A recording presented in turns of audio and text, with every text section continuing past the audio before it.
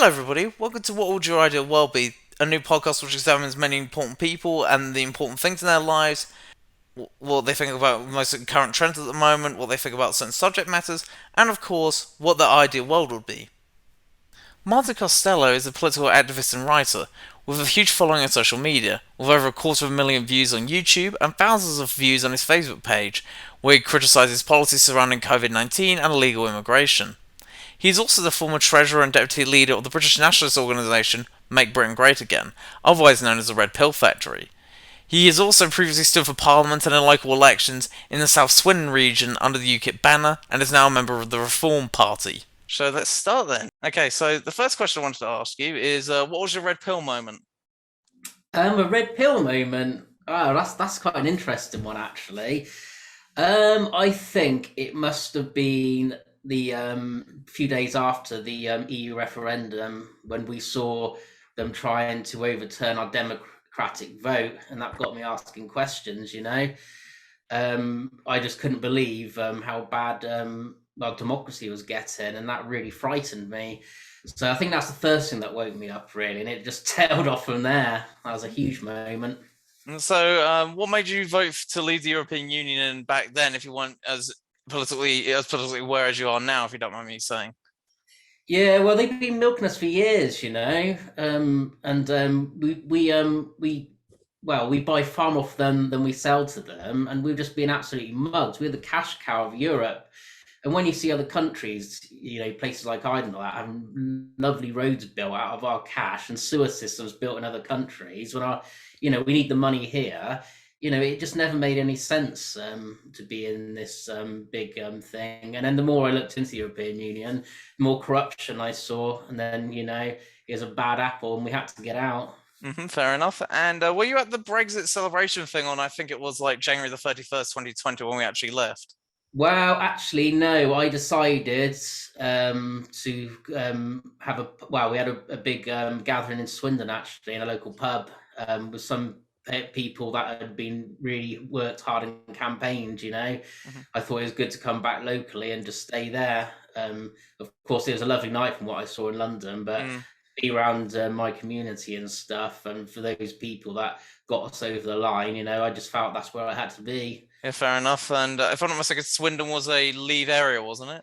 It sure was massively, yeah, Hmm. big difference. Yeah. And every election since then, it's been proved right. We've seen the Tories only got in because of their promise to get it delivered.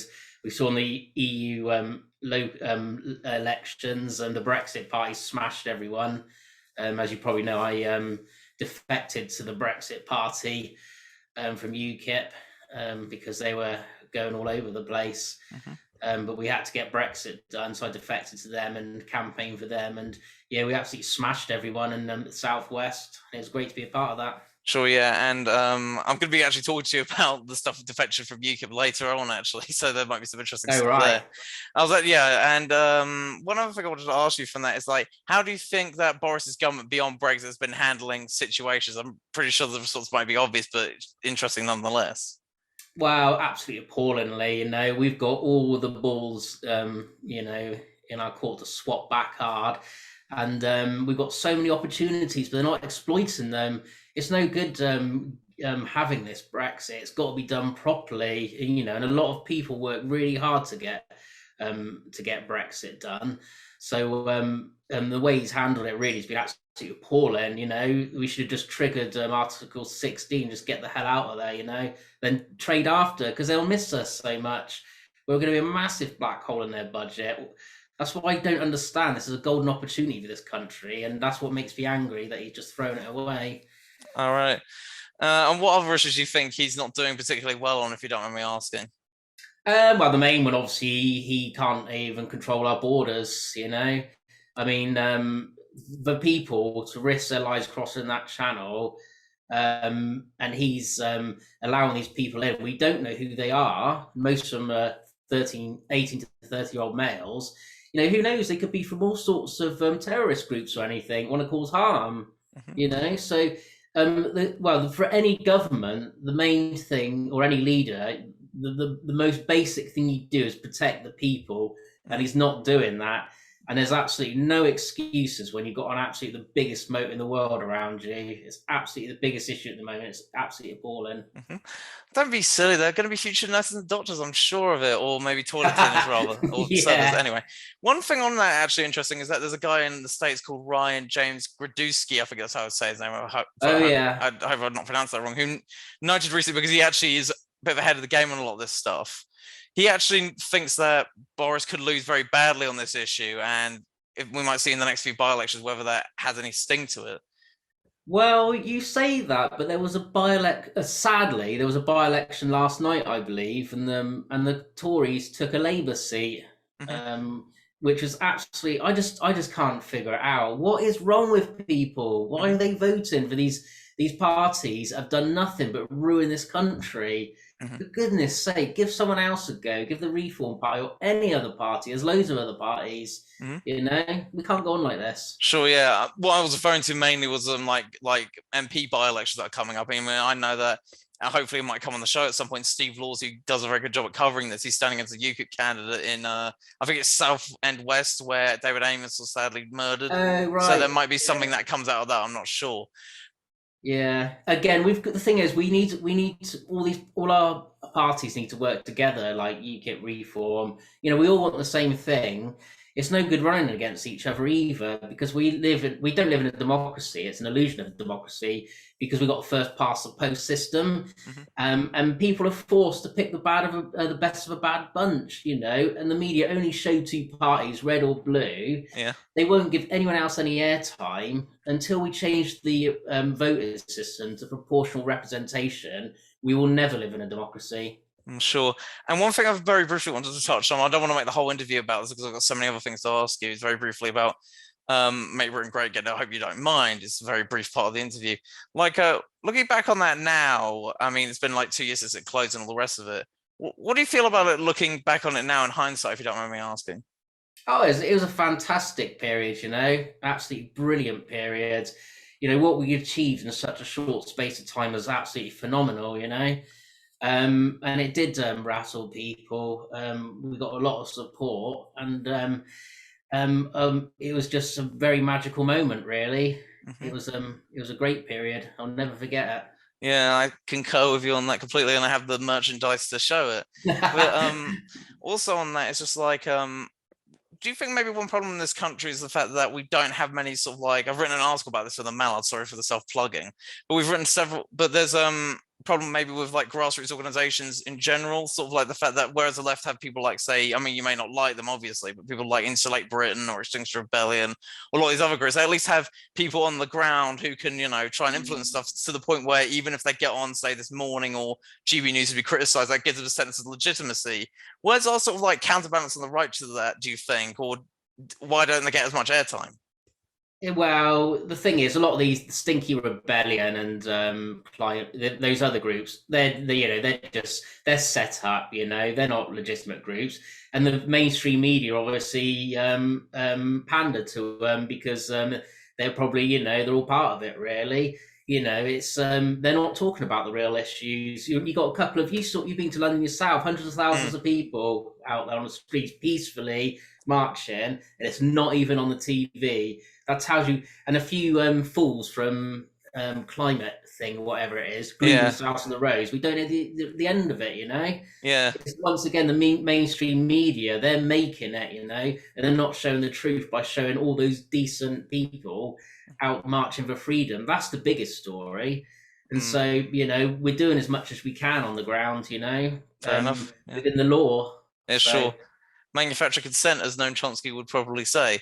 But one other thing is like on that is one other thing that's interesting to see is that if I'm not mistaken, there's been several protests in Europe over the last, I would say, week or 2 weeks involving like opposition to maybe say these lockdowns or some of these other programs that are going on, like say Austria and I think Germany as well, and so on. It's at like the mainstream media in Britain, like, and I know this because I work in areas where I could actually see these newspapers actually what they print, as in like what they display. Um, the fact they took like a week or whatever it is to cover it, like after the fact, what do you think that mm. speaks to something, or what do you think that speaks to? Well, they're just so corrupt. When you think about it, about six people in the whole world is like over 90% of the whole media. The BBC, they get money from obviously not only the European Union, but the Bill and Melinda Gates Foundation, as do the Guardian. Mm. They're all just so corrupt, and they're never going to show the truth. We had those yellow vests out in France marching for absolutely ages. Well, it was all, I think over 2 years every week they're out, and there was not a peep off the mainstream media, and that's the problem. They don't report the news; they manufacture it, and they are a really dangerous propaganda machine, and we have to take them down. They're a serious threat. What do you mean by take them down, if you don't mind me asking, just in case to make sure that no one watches this and goes, "Oh my goodness." Oh yeah, well, I mean, like defund them, like Sure. defund the BBC. Mm. As I do, I won't pay for a TV license. We've got to play our part. Hmm. And anything that sponsors them, you don't support it, you don't watch it. Fair And enough. we need to educate other people that there's other sources of information, because these people, the mainstream media, like pry on the elderly and stuff and brainwash them. Mm. They're very dangerous. Fair So when I enough. say take them down, defund them. Stop watching it. Sure, yeah. And we might be talking about the LFS later, which should be interesting. But the next thing I wanted to ask you, which is a nice segue actually, is that you have been very critical of the British mainstream media, as you've just been now, and you've called them rotten in your YouTube description on your YouTube channel. What do you think is currently wrong? You've already outlined some of the things, but generally, what is currently wrong with the British mainstream media, you would say? Yeah, well, it is he who pays the piper calls the tune, as I say.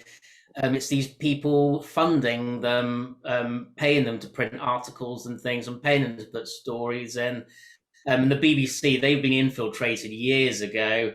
As you know, when Make Britain Great Again, we did a few protests outside the BBC. We Indeed, knew I they was were there, a yeah. problem, and that yeah, and they've because they didn't, and then that's another thing. Another we go back to Red Pill moment. That was another Red Pill moment when I saw how biased they were throughout the EU referendum campaign. So biased, Hmm. another Red Pill moment, and they are they are the modern weapon. We are going through a psychological war at the moment, and they exploiting people. They're very dangerous, Hmm.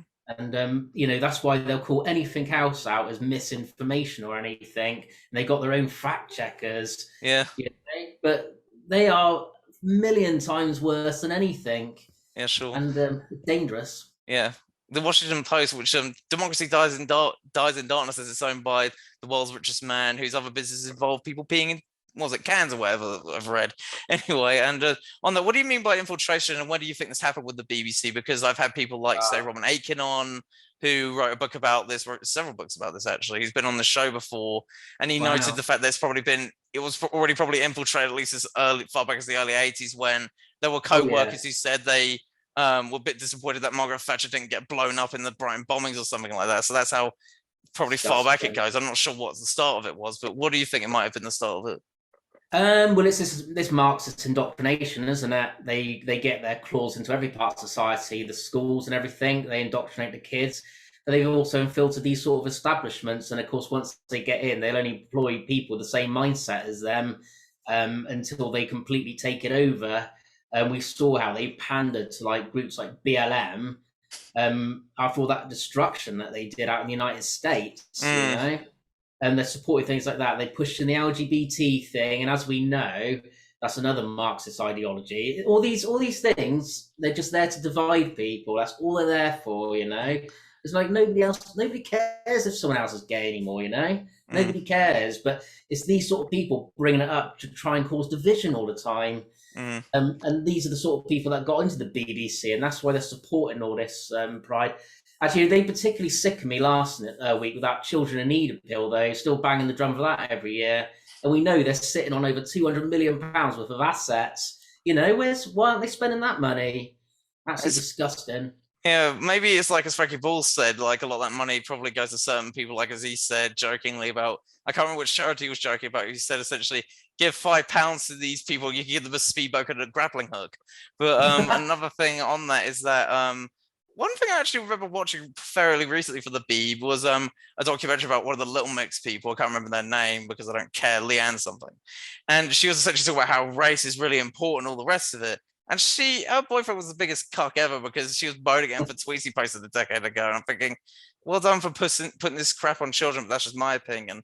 But what do you think about, say, its current general director? I think his name's Tim Daly, but I could be wrong on that. The fact that he's given a lot of rhetoric, for example, saying that the comedy scene in the BBC should be less biased and so on, and he's cancelled stuff like the MASH report, which thank goodness. What do you feel about that sort of rhetoric? Do you think it's matched by what he actually does, or do you think it's just to stop people from maybe cancelling their licenses and all the rest of it? Oh, of course it is. You wouldn't trust them as far as you could throw them. And people have left in their droves now.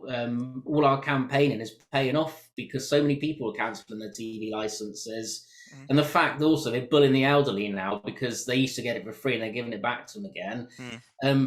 Yeah, that he would say things like that. It's just like a politician. They say anything to keep in power, don't they? But they never do what they say they're going to do. Like the Tories said about they'd get immigration sorted, but here we are, and it's the worst ever, Sure. One thing on that as well is that, do you think it might become like a carrot and stick issue for the Conservative Party? Because I think for at least the last decade now, they've been threatening, oh, we're going to stop the license fee, and they never actually do it. Do you think that might become sort of like a carrot and stick issue for maybe its top dogs at the Conservative Party? Wow, I don't think they can cancel it for 2028 anyway, but they're on the last legs, and that's all we can do is not fund them. And the most promising thing, actually, a lot of younger people now, they don't watch live TV and they don't need a license, and so that's why they've had to prey on the elderly again. No, we got to starve them. That's what we've got to do. Fair enough. And, I wouldn't give the time of day really because. They're not a nice bunch of people. They're very horrible people, and I think very soon, once you see their funding's being slashed too much, they'll start closing down all the local radio stations, and hopefully good riddance for them never to come back again. Yeah, someone who has elderly relatives, I could probably attest to that ever so slightly. And one next thing I wanted to ask you was that you have previously ran for both local and national government under the UKIP banner. We'll get to Brexit Party reform in a minute. Why did you decide to run for these positions, and what was that like? Which position was that? You mean the one where you ran in 2019 for the local elections under UKIP, if I'm not mistaken. I think you also ran as Swindon South. What do you call it? Swindon South or North? I can't remember which one it is. That's Sorry, right. on candidacy as the UK candidate there in 2017. What was that like? Well, I'm gonna tell you what. I was so lucky to give him that opportunity to run in a general election. Was unbelievable, and that was back in 2017 because obviously you know what happened.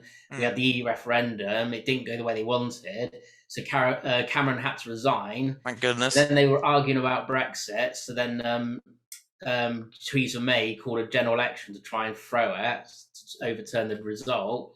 Then, of course, that was in 2017. And that's when we had that opportunity. But once again, the Tories lied, saying, oh, yeah, don't worry, we'll deliver Brexit. But we knew UKIP had to be there as a presence to say, hold the gun to them. You've got to sort this out, otherwise we'll be back. Because in 2015, UKIP done absolutely magnificently, 4.5 million votes. But because of our rubbish first past the post system, we only got 2 MPs, where if we had proportional representation, we'd have had 82, then we wouldn't have had all this mess being dragged out over the last few years over Brexit. So it's a phenomenal thing to do. One thing on that is that you talk about how you needed a UKIP presence back there in 2017 to hold their feet to the fire. Given that sort of opportunity, why do you think UKIP didn't actually do as well as it probably could have during that time in the 2017 general election? What do you think maybe possibly went wrong, if you don't mind me asking? The thing, well, people were lied to. Both the red and blue were told everyone, oh yeah, don't worry, we'll sort Brexit out, when it was actually the issue that we were supposed to be focusing on, but they downplayed it. So obviously people thought UKIP wasn't needed anymore because, we're going to leave, they're going to sort out immigration, all the rest of it. And the other thing, Nigel Farage stepping down, there was no real leadership in the party, and it was such a shame because that could have really made it UKIP. It really could have done, but after that, it was a wasted opportunity. It took 20 years to build that party, and it got destroyed in a matter of months. Very sad to see. Reminds me of Peter Hitch just said in an article for First Things when he talked about the Lady Chatterley trial about how it takes it takes years or centuries to build a taboo, but it takes an afternoon to destroy it. And one thing also on that is that and a bit of a shame the only UKIP MPs who managed to get in was sort of like libertarian Tory types. So there's that. Mm. What's that within the And party? then I like Carswell and Reckless. So maybe I'm just being too snobby. I don't know. Yeah, it was a shame that I mean they were politicians. They could have maybe pushed a bit more, but there was someone speaking out against what we needed to do. That's what we need in 2017. We just wanted a core group, Yeah.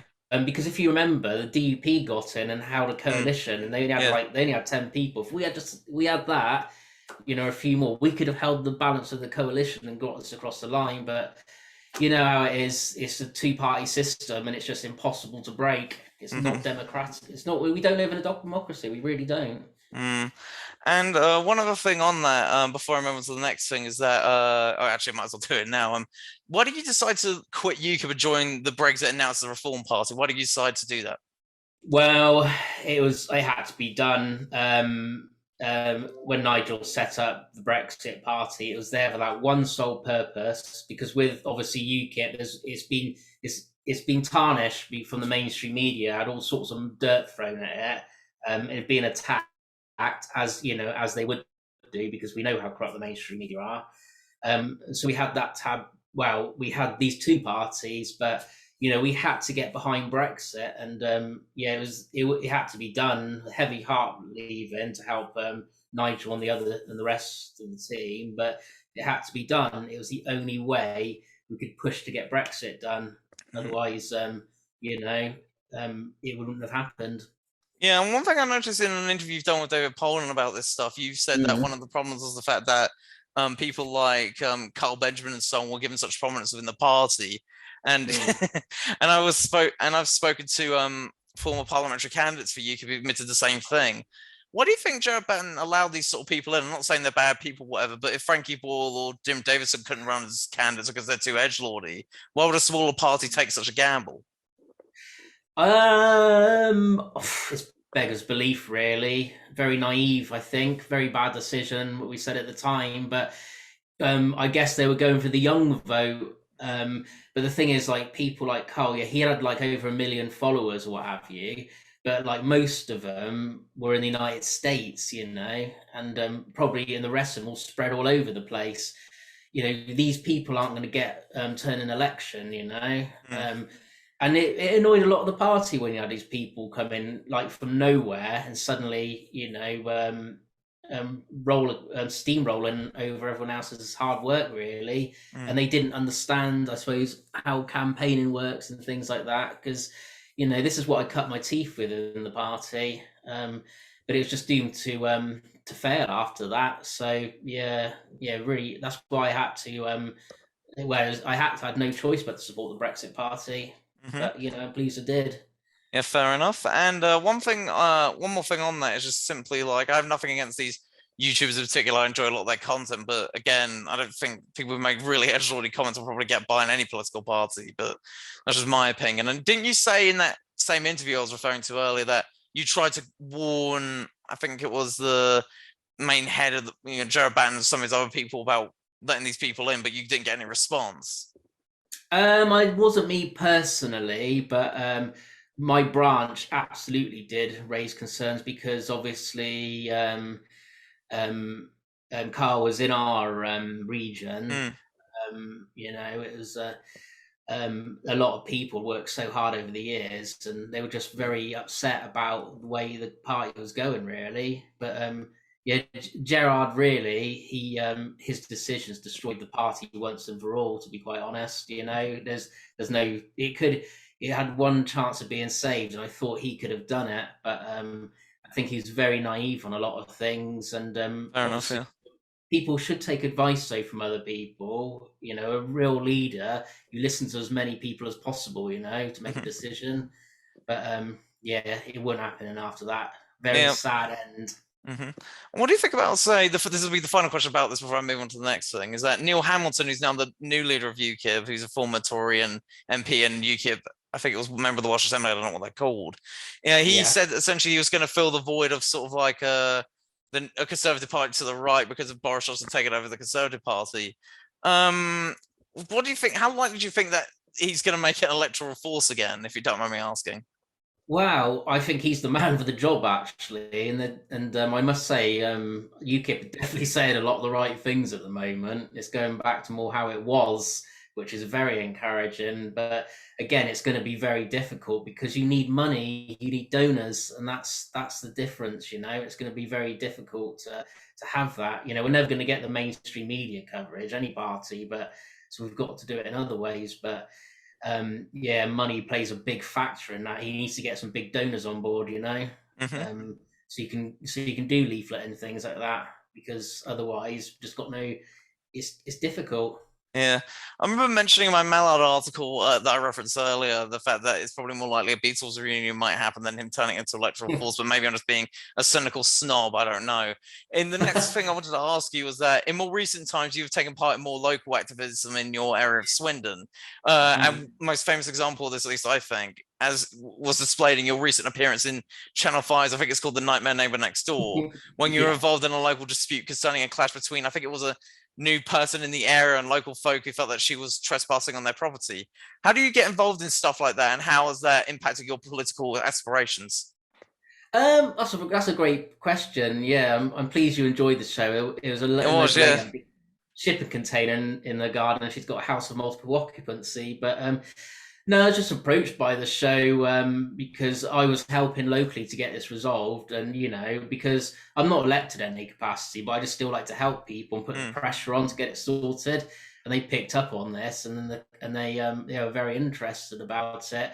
But it didn't put me in a bad light at all, which I was really pleased about. So when you need to show people that you're active in the community, that's really important because they don't want to feel forgotten either. mhm. And we're not. I'm not like a normal like council would be, just turning up once a year around the election times. It's an all year job really, How did and it um, feel? and I don't mind. I don't for it.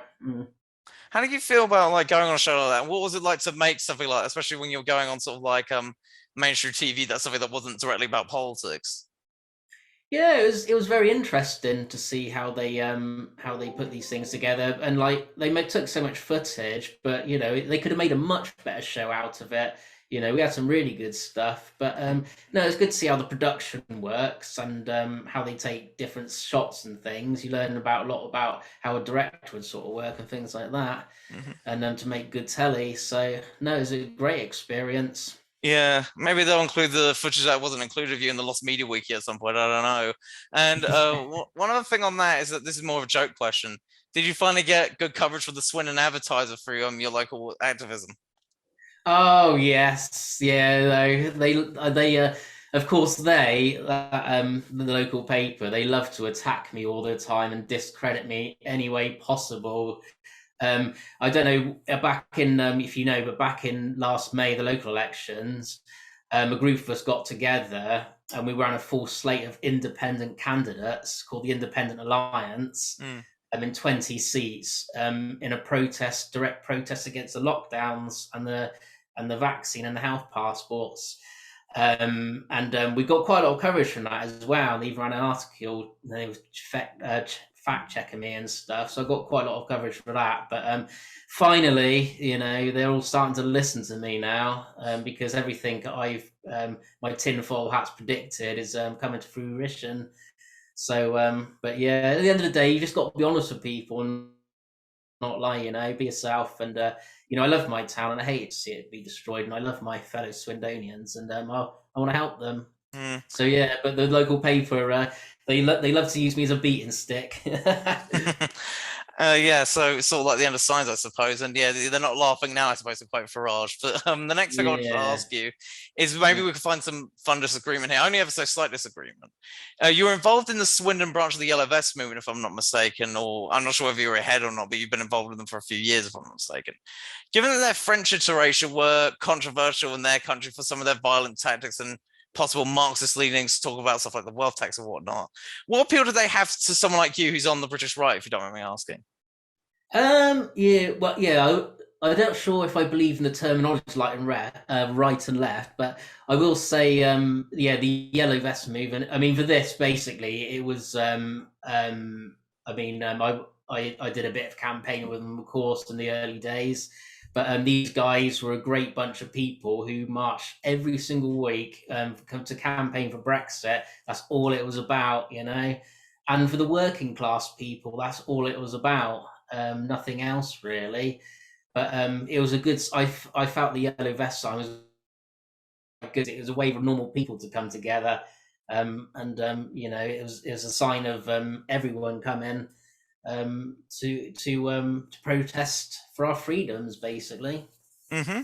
And how do you feel about like the fact that thank goodness, despite the long sort of delay in getting Brexit actually, over the line. How do you feel about the fact that, unlike maybe say some of these other countries, like say maybe some of the violence that's gone on in continental Europe or in the United States more recently, the fact that we've avoided, what do you think that speaks to the fact that we've avoided all this sort of like chaos that's gone in some other areas following some of these populist revolts? Because I remember Tim Mm. Shipman in his book All Out War noted that our system must be in good shape. The fact that that didn't happen. Wow. I think this is the calm before the storm. I'm very, very worried about what's coming, if I'm perfectly honest here. I think, you know, civilization is right on a knife edge at the moment. Something's got to give soon. And the British people, you know, we've always been a patient type. We really have. But, you know, I think it's very soon the lion's going to stand up and roar, you know. We're not going to continue like this. This is not the way us humans were born to be, for starters. And this total erosion of our freedoms at the moment is going to be the final snapping point for a lot of people, I think. But we must remain calm. Law and order is the most important thing. Law and order is what will get us through this as well. Mm-hmm. And the next question actually leads on very nicely to this is that you have also recently become, as you noted earlier, part of the UK's growing anti-lockdown movement that's taken root in the last 18 months or so. And I've spoken at rallies by people, organised by people like Piers Coleman, if I'm not mistaken, for instance. In Mm. layman's terms, what did much of the Western governments get wrong in their handling of the coronavirus outbreak, in your opinion? Well, this virus, you know, it's never going to be controlled really. And as people know, a lot of people are starting to suss out now something's very odd about all this. The virus is just a smokescreen, really. It's the invisible boogeyman, you know, and people need to stop looking at that and look at the bigger picture of what's going on. It's just an attack on our freedoms. They want us all to have this vaccine passport so they can track us everywhere. They ultimately want to push us onto a social credit system like they got in China and enslave us, basically. So we need to, you know, stop thinking about the virus. I mean, if it was genuinely a virus that was so deadly, why would they still like allow 15,000 people a day to fly into this country Mm. whilst we're all locked down? You know, and then if it's so deadly, why are they allow? You know, again, why are they allowing our borders to be breached? You know, if it's that deadly, people need to wake up now and realize that there's something fishy going on here, and it's more, you know, the virus is just a smokescreen. Hmm. And we're actually going to talk about immigration in a second, but first, I wanted to ask two brief questions, if I may. Firstly, why do you think the government is interested in, as you say, enslaving us with, say, vaccine parcels and stuff like that, or tracking us rather? And also, what do you, there's another thing I wanted to ask. I can't remember what it was. Essentially, why do you think they're using why do you think they want to replicate the Chinese model? So, and do you think Well, that coronavirus uses, they've always wanted to do this, but they're using coronavirus as sort of like the catalyst for it, like oh when yeah, Hancock was talking about the definitely. fourth industrial revolution and whatnot? That's exactly what it is. The Great Reset. I fear that the banks are going to collapse soon. I do, um, because they want to, as Prince Charles said a few weeks ago at that COP26, they are going to marshal in a new financial system by using military methods. You know, this has all been planned way in advance. You know, all the evidence is there. And the thing is, we're easier to control if we're on this social credit system because obviously humans relying on food and things like that. You know, they could just suddenly just switch all your assets off. You're not having any more money. You know, they could do that. This is how they're enslaving us to control us. You know, and what the problem is with that is we ultimately end up with a dictatorship, and we're losing our democracies. We can see that. You know, they don't like people who can think for themselves. They want to enslave people, sit at home, watch your telly, put your own metaverse on or whatever, and just vegetate basically, and then Mhm. then you're not a threat to them. Yeah, become like Brave New World, so to speak. I think Aldous Huxley talked about that. And one thing I also want to talk about, moving on to the next question, actually, is about immigration because I know one of the, if I'm not mistaken, one of the issues that got you involved in politics, and indeed MBJ, was problems of immigration, particularly Mm. refugees. Since you started your political activism, do you think the situation concerning immigration, legal and illegal, to Britain has gotten better or worse? Oh gosh, it's got far worse, and that's what's so disappointing. After everything we've done, it's got far, far worse. But people need to distinguish the two types of migrants. So, there's refugees that make up about 5% of the population, and we welcome them here.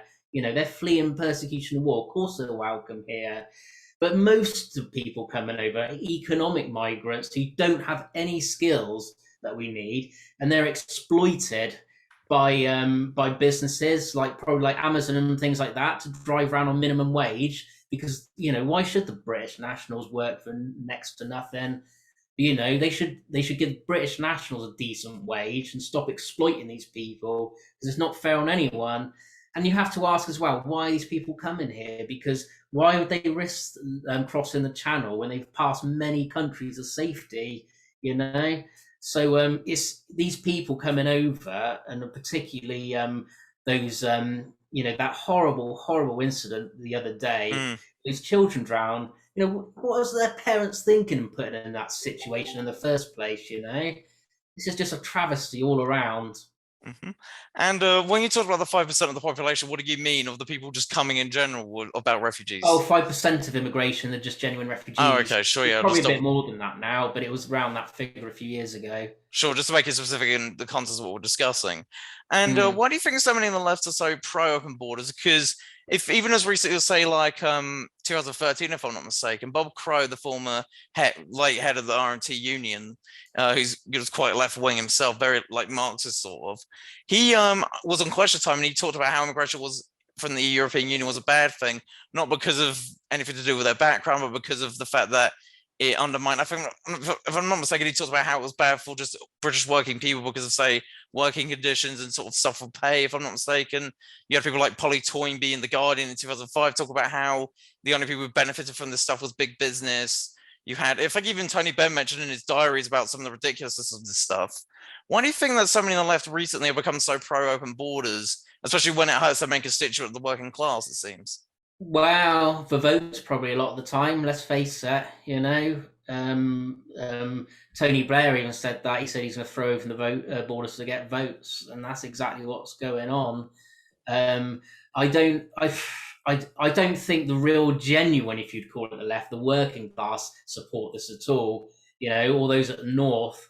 There's a different type of Labour now. There's the London-centric one, and the rest of the Labour are just the working class who all defected to Tories just to get Brexit done. Mm-hmm. This is how there is no true left or right anymore. That's the problem. It's all the same mess. The political establishment. Mm-hmm. And on that, do you think that the one thing that's actually changed mainly in British politics and paradigm shift is the fact that there's a new type of voter around, which Matthew Goodwin, the pollster, has documented.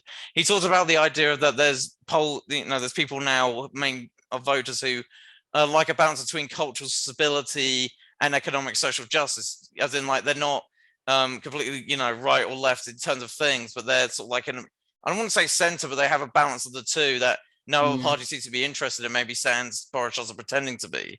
Do you think that? What do you think that speaks to the fact that there's been that paradigm shift over the last 10 years or so? Well, I mean, as I mentioned earlier, I don't believe there's a left or right anymore. It's literally going up or down, good or bad, you know, good or evil, really. That's where we are now, Mm-hmm. It's completely changed. It's not, and people need to look at it in a different way now. It's either this left and right, because that's why they smear any party who against a lockdown, they'll be smearing as far right, anti-vaxxers and all this. But Mm-hmm. it's not about that. There is no left or right anymore. It's between good and evil, up and Sure. down. By the way, give me a second. I need to plug this in, otherwise this shit's gonna die on me. So give me a second. It won't be long. There we go.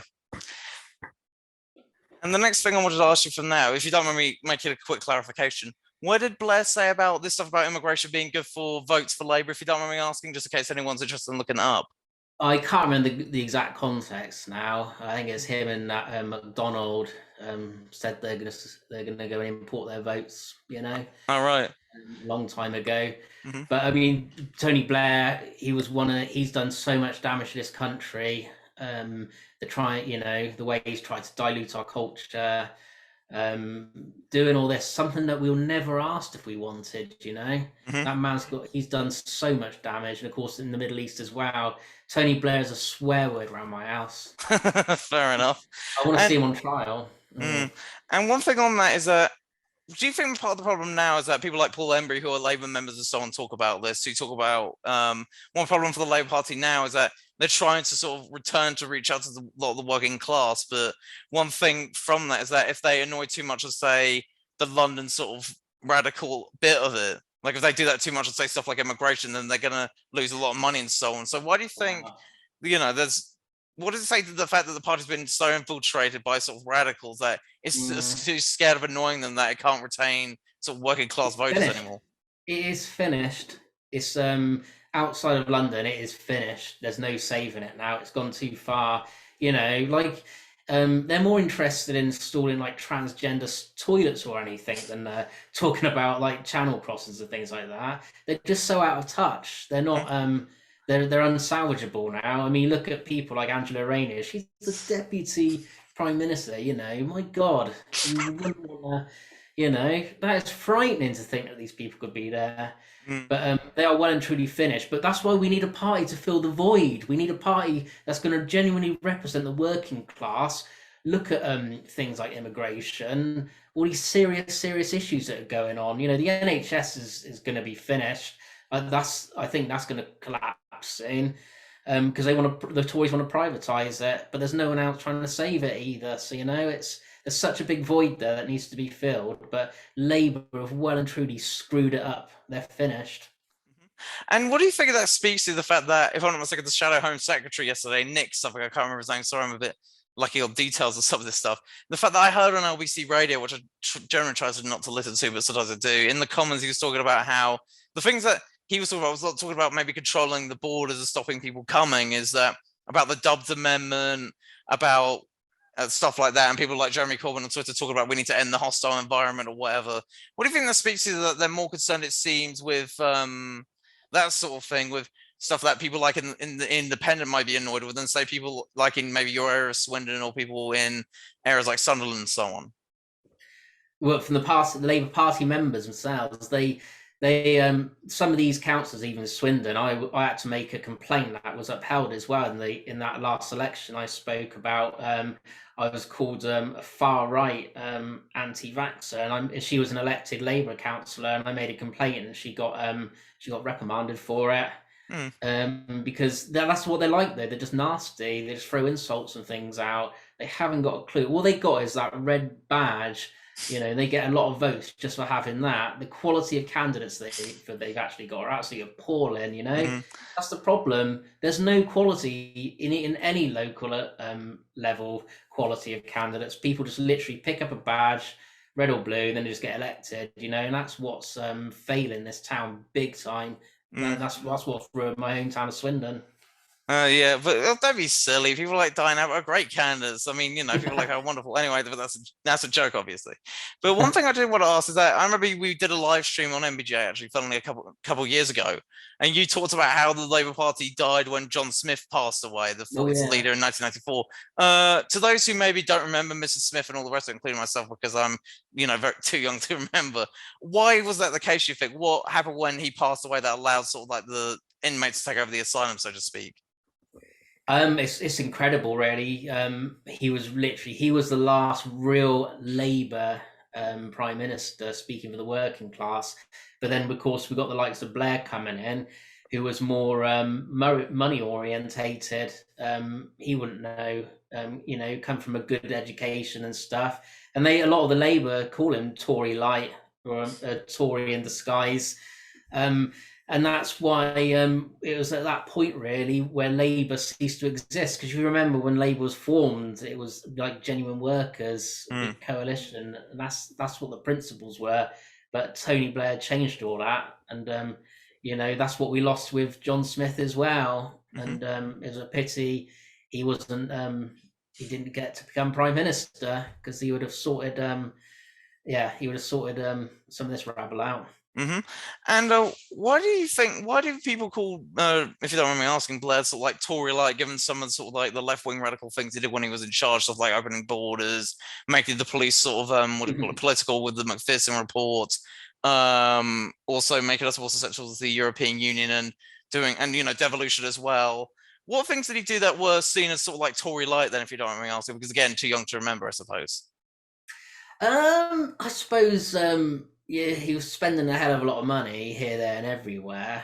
Um, he was, um, he was, well, trying to push a lot of, um, yeah, banking things and like that. He was interested in buying lots of property. He's got a massive property portfolio. He's hardly a working man, sort of thing. And I think he got very heavily influenced by his counterparts. But this is when the whole thing just become, one big swamp. Really, the Commons. There was no true left or right at that moment. So Hmm Blair would just do whatever to appease people, just to get votes, no matter how damaging it was. In the complete contrast to someone like Margaret Thatcher, who was the last real leader of this country. Mm, I have to concur with that in a way. But one thing on that is that also, what was it? What do you think that speaks to? Like in a recent documentary on the BBC was actually quite good, admittedly. There was a cover that covered the Blair era. Um, when they tried to ask Blair about what his political persuasion was, like no one could give a straight, clear answer. What do you think that Mm. speaks to? That ever since probably, as you say, Thatcher, we've had leaders who consistently don't really actually believe him very much. If you try to ask them what their actual opinions on things are, it will be as Tucker Carlson would probably say, bumper stickers slogans from 40 years ago. Yeah. So what was the question? Sorry. Essentially, like the fact that since the Thatcher days, we haven't had any real sort of like actual leaders who believe in anything beyond sort of what the chattering classes Oh, say. yeah, well, that's because they're all corrupt, aren't they? That's why they're put there. I mean, you look at all the backbenchers are just a bunch of yes men. Boris is really like a watermelon. He's green on the outside and red in the middle. But he's just doing his master's bidding, as we know. And the bloke hasn't got a clue how to run the country. The way they've treated the NHS staff, telling them they get sacked, they can't have a jab. Mm, You know, we're just in a hell of a mess at the moment. He'll be thrown under a bus soon anyway. I can guarantee that. They'll yeah, be getting sure. rid of him soon. They're setting it up already, and they'll probably put Hunt in there, and he'll be the next one trying to enforce these lockdowns and all the rest of it. Or You know, Sunak. yeah, yeah, one of them probably. Yeah, one of them. Boris's days are numbered, Mm, definitely, and I think they might call an early general election next year as well. sure, yeah. When you say Boris's masters, who are you referring to, if you don't mind me asking? Um, Well, I suppose people are influenced by businesses and things like that. Mm, We know how corrupt the Tory Party are. hmm You know, we saw with like things like HS2, his the decisions he's made has benefited his dad and stuff. mm. And one thing on that, if you don't mind me asking, how do you feel about there are people like Lord Adonis who talk about endlessly about how what the Labour Party, rather, sorry, really needs to go back to sort of a Blair style of politics with a Blair sort of leader because that's the only way apparently the Labour Party is going to win elections from here on in. And what do you feel about? What do you think about people who say stuff like that? And what do you think about that sort of solution? Well, someone like speaking like that, I got no time for him anyway. He doesn't believe in democracy because he was trying to overturn a democratic vote. I think he needs to give up on the pipe dream about Labour. We need something else. We need a new party to come in to fill that void. This country's crying out for leadership. We're on the ropes at the moment, and it's horrible watching your country being destroyed from within inside. It's they as they say, the greatest enemy is the traitor within, and I think we got plenty of those in that swamp of the Commons. Hmm And one thing on that as well is the fact that, what do you think the sort of like, what do you, how do you feel like during the referendum itself? the fact that, say, left-wing voters were probably more in line, who backed Brexit, for example, were probably more in line with people like, say, Nigel Farage, a lot, say, the backbenchers of the Conservative Party who were upper class, and the fact that, say, people on the right who voted for Brexit were more in line with people like George Galloway and the RMT, as mentioned previously, then both of these sort of sides were in line with their own leaderships. Like, the fact that these people were not in league with the supposed leaders of their movement during that referendum campaign. Towards the question, So sorry. essentially, like the fact that, what do you think it speaks to the fact that these people probably had more in common, who vote for Brexit, had more in common with some of their supposed political opposition than they did the leaders of their movement?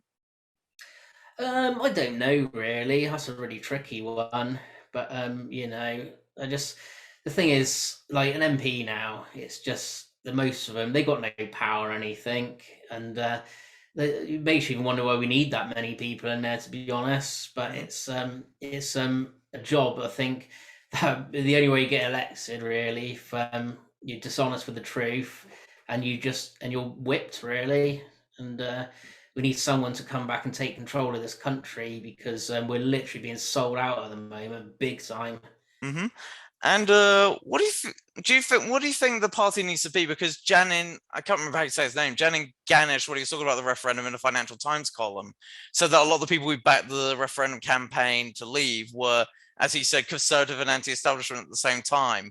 Do you think if we are going to have a new sort of like third party or group or whatever it may be, it would need to be of that persuasion, or what would you say would be sort of like the ideal party for that sort of time frame?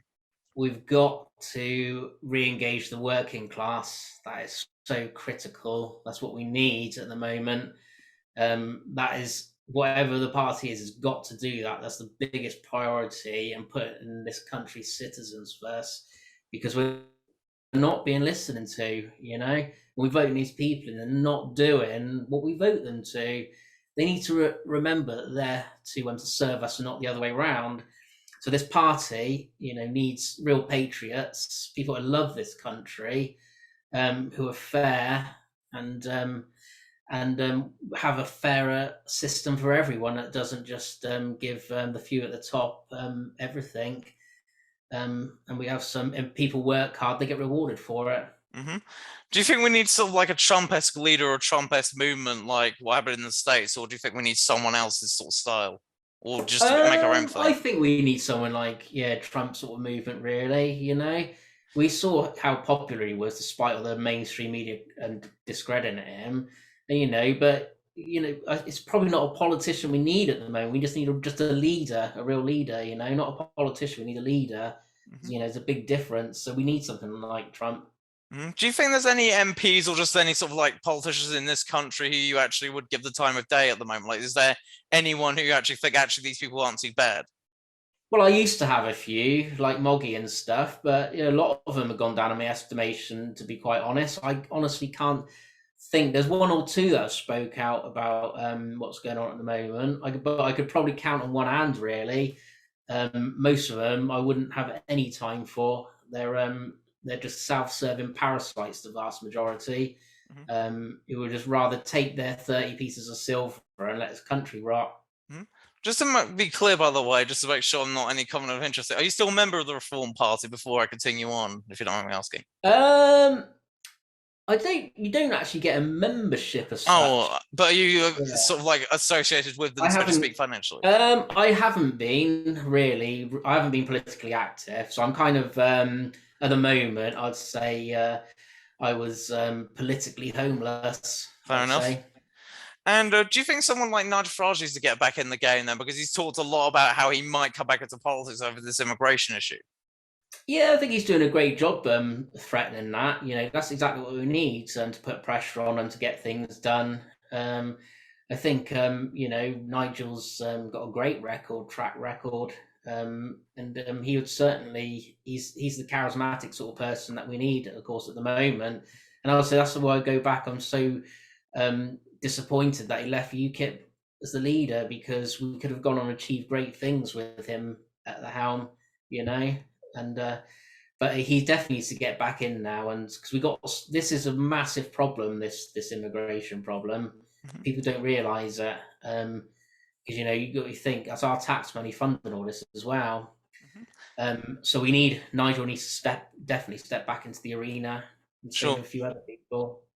What do you think it also speaks to the fact that despite him giving, them the referendum, giving them sort of like the majority they have in the Commons now, a lot of the Conservative Party establishment will never forgive someone like Mr. Farage for on a lot of these issues. The most obvious example I can think of was when Michael Gove and him were on a BBC radio thing a couple of years ago, and Gove, being stubborn mule that he is, refused to thank Farage for, in a way, giving the Conservative Party the majority. What do you think that speaks to the fact that they're so stubborn about this just because, he might have Wow, it forced absolutely them? sickens me. I mean, that was a political masterpiece, basically neutralizing Labour by standing only against all the incumbent Labour people. That was a political masterpiece.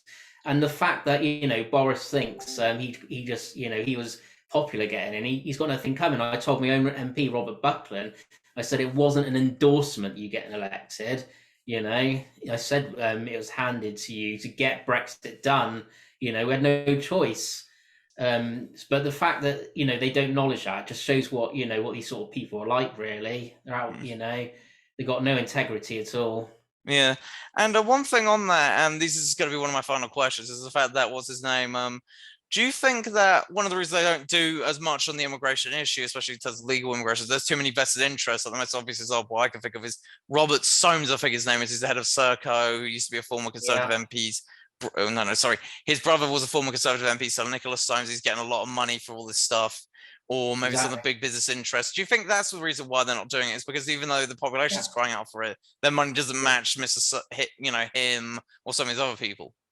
Exactly, and this is what I mean by selling our country out. Exactly, that's an example of our country being sold out to the highest bid like that. You talk this is it Soms, the circuit guy? That's Yeah. Winston Churchill's grandson, isn't it? Yeah. My God, what would Churchill think about him? Basically making money off the migrants like this. And the fact that you've got these other human traffickers and things making all money out of all this is just so corrupt. There's some massive corruption going on here.